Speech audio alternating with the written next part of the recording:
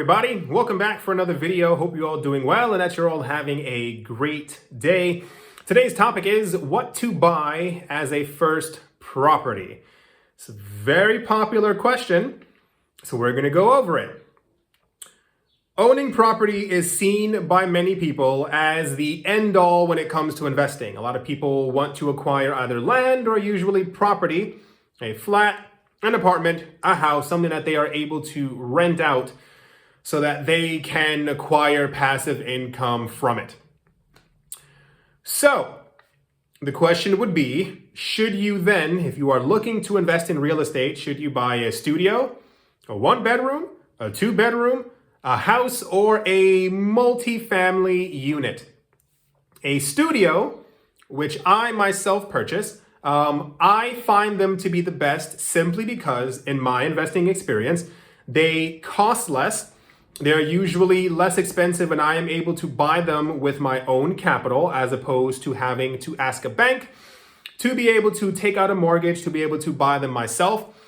I don't mind myself getting a slightly less rent. I may not be getting the $4, $5, $6, $7, $8, $9, $10,000 that you hear from other YouTubers per property, and I'll explain that in 1 second. But I'm also fine knowing that A, there's no mortgage on it. B, any rent that I'm getting, part of it also isn't going into a mortgage. It goes directly into my pocket. And C, that there's no debt on the actual thing that I'm buying. This is just the way that I see things. This is the way that I like to invest my money. I personally do not want to be in debt, what have you, so I focus on studios and or inexpensive one bedrooms, and I don't mind remodeling and or remaking them. Also, if you're up for a challenge, don't be afraid of that as well. A lot of people sometimes get into the idea that you need to have something that is pristine and beautiful and large and deluxe to be a real estate investor. There's also tons of shows like that on Netflix and TV as well. Wherever they show property development or property buying, it's always these gigantic villas. And I think it knocks a lot of people mentally out of the real estate buying idea because they go, well, I don't want to buy a studio. I want to buy a house like that. And you end up pushing yourself back further in your monetary goals, not realizing that you should have just been buying the best thing that you could have in the first place to actually get on the actual property ladder. The second option, and this one is very popular on YouTube. On any given day, no matter where I'm scrolling, if I'm on my phone, on a tablet, or anywhere else, I constantly see this popping up from investment channels telling people to buy a multifamily home house unit. First, understand if this is going to be your first property. I would even more so recommend this not be your first property, but a lot of people, like I said, from other YouTubers have told people that this is the way to go. Understand that you are going to be, and a lot of people don't put this in their mind, you are going to be in debt for at least anywhere from 15 to 30 years that you are going to have to repay this money back to the bank. And when you actually sit down and put it into proper context, you realize that's a very long time.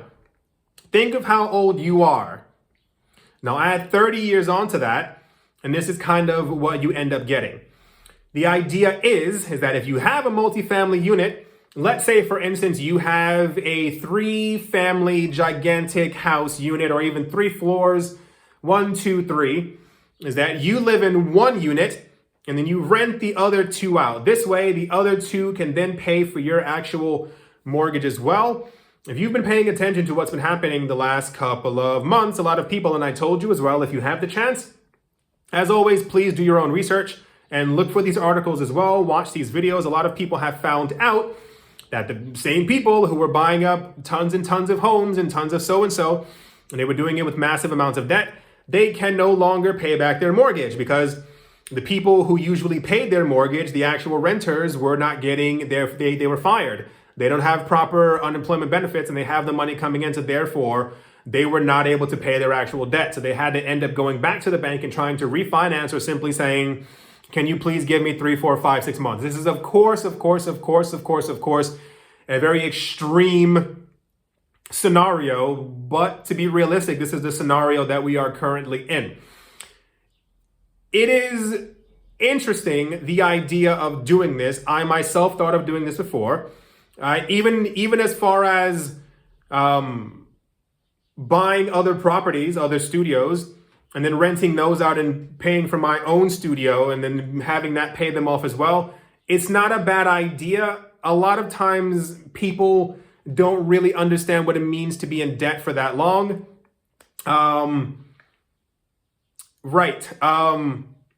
Just understand that there are going to be risks associated with any part of real estate, no matter if it's big or small or tiny. You can have a studio and still also have problems.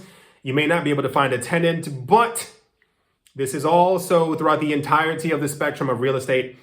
It's kind of just a really weird up and down situation that we're currently having right now. I myself, once again, do not do mortgages. I have looked into them previously before. I did not like the idea. I've had entire conversations. I gave all my documents just to see exactly how the process was going to go. And the idea of having to pay something off for the next 30 years, me personally, did not sit right with me. I prefer to buy them outright, even if it does take a little bit longer. And I know one of the main things that I keep seeing online, and why I think I got this question, is because a lot of people are captured by the notion, I'm going to be honest with you, the notion of building wealth quickly. If you look at many other financial channels, they will all tell you the exact same thing. You got to build wealth. You got to build wealth quickly. I'm 23 and a half years old. I own 15 apartments. I have a multi-million-dollar business. I sell $85,000 per month on drop shipping. How I made $100,000. It's all this constant, really crazy hype, and this ends up demoralizing other people who are looking to get into any type of financial market. And that's not the way that things should be. And this is why when I made this channel and why I have this channel is because I'm here to tell you in the most honest way that it will take time to do all of these things. A lot of the people who you hear and see on YouTube, a lot of these people they won't tell you this, but they usually started out with a huge chunk of change in the beginning. Just going to throw that out there. It's very rare that someone who's 21 or 22 years old is going to be making 7 million per year unless they had a huge chunk of change. Not saying that it's going to be impossible. However, just understand the same exact thing when it comes to buying property. I saw a video a couple of days ago where this guy, what was it? I think he had it was 84 units or something like that. He's like, I'm 25 years old. And I'm like, yeah. And I'm pretty sure your parents or your grandparents left you a huge chunk of money, because I'm pretty sure you didn't have those $1 million, just like you didn't find them on the ground.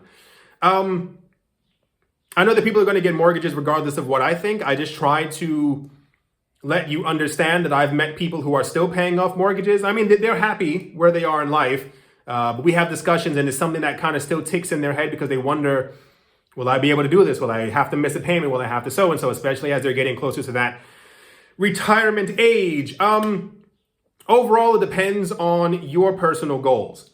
I myself, I am minimalist in nature as it stands right now. I have lowered my monthly payments and fees and monthly expenses as low as I can possibly get them. I will not lie to you. I like to eat, so I like going out with friends every now and again. But everything else goes completely into investing. If your goal at the end of all of this is to be a mega ultra wealthy, super rich fly investor, just know that you will have to have the money up front to be able to buy these huge, gigantic homes and houses that you are seeing other people show you on YouTube. Or there is another option, and don't be ashamed by this. Just simply save and invest over the course of a couple of years and start buying studios. And at some point, if you feel comfortable enough, after you have 4 or 5 studios and you're getting around $600 to $800 per month from rent on these places that you've bought outright, 8, 16, 24, 32, you can then actually apply for a mortgage and be able to show them, not only am I getting money from my normal job, but I'm getting $3,200 as well on the side from my rental properties, which you can also then raise the rent every single year as well by 2, 3, 4, 5%, depending on how far you're trying to outpace inflation. And then you know for certain that you definitely have extra money on the side, because a lot of people think that what ends up happening, especially in the very beginning, I'm sorry if I'm talking too fast, it has more to do with the idea is sold to you that if you buy a building, if you buy a 6-unit so-and-so, if you buy a blah, blah, blah, you rent one out and you stay in one of them, you rent the other ones out, and therefore all this money starts flying to you. A lot of times What you are not seeing is that the YouTubers will definitely show you how many flats they own, but they will never, ever, ever, ever, ever show you that they are also $3 million in debt and they're going to be paying that money off for the next 30 years. That's a very big thing. We live in a world of financial hype where if you're on social media, people make you feel bad because you don't have what they have and therefore you're not rich enough and or good enough. Same exact thing on YouTube. A lot of people will tell you, and I'm pretty sure you've seen it as well, you need to have this much money by so-and-so. When I turned 30, I had 4.5 million. How much do you have? And all the other talk that I'm not even going to get into in this video. The point is, it's all possible. If you are financially able and in a position to be able to get a mortgage and to get a multifamily unit, by all means, go for it. And I would also suggest you do at least a month's worth of research. And I don't mean like 5 minutes a day reading through something or watching a YouTube video. Absorb as much as you possibly can. Talk to other friends who maybe have done the exact same thing. Ask them to help you along. Learn what to look for as you're buying the property and then go into it. Just also make sure that you are prepared for the next 15 to 30 years that you are going to be in debt to the bank and that there are risks and challenges if someone is not paying you rent for that month. And the other part is, don't be afraid to buy a studio. Why? It's still property. It's still real estate. It's still something that is putting money into your pocket every single month. Don't be afraid to take time to build up your investments. You don't have to be ultra super wealthy overnight. Once again, a lot of the people who you see on YouTube, they own tons of property. But if you listen to, watch the videos for the people who own 150 this and 100 and so that, they either received this money when they were young and millions of dollars, which I mean, easily helped them to buy all this stuff. Or they'll say sometimes, yeah, the mortgage on this place is around $850 and I get $950 per month in rent. Just skimming by. I do hope you all enjoyed. If you feel I missed something or if there's a question that you have, don't be afraid to ask me in the word section, in the comment section below. Hope you all enjoyed. Hope you all are having a great day, a great morning, a great afternoon, a great evening, wherever you are, wherever you might be. I do hope it's absolutely fantastic. Thank you all once again for watching and or listening, and I will most certainly be talking to you all soon. See you.